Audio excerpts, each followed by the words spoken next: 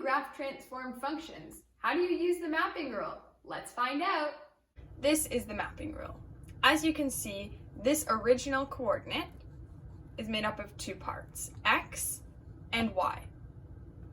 Likewise, our transformed coordinate, our new coordinate on our new and transformed function, is also made up of two parts, x and y. This point here is a point on your original parent function, which I talked about in my last video, and this point here is on our transformed new function. And a mapping rule is individual to each equation. The part that's individual is each of these letters, the K, the D, the A, and the C. And you have to be able to find those letters that represent the transformations when you're given an equation. This is the standard equation for the quadratic function. You can tell it's quadratic because of the squared sign, and as you can see, this shows you the location. Where is the A, K, D, and C?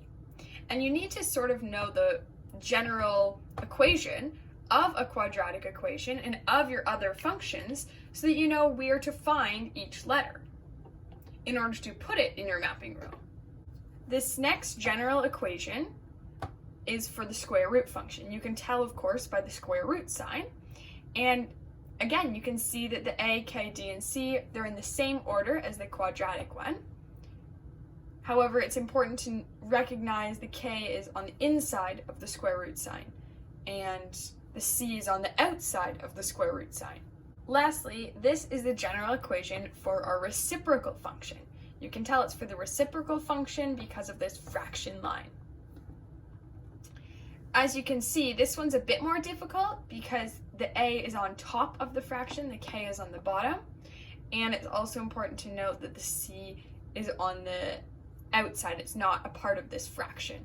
These last two functions, you may or may not need to know the general formula for it, but this one is, of course, the absolute value function. You can tell by these absolute value bars.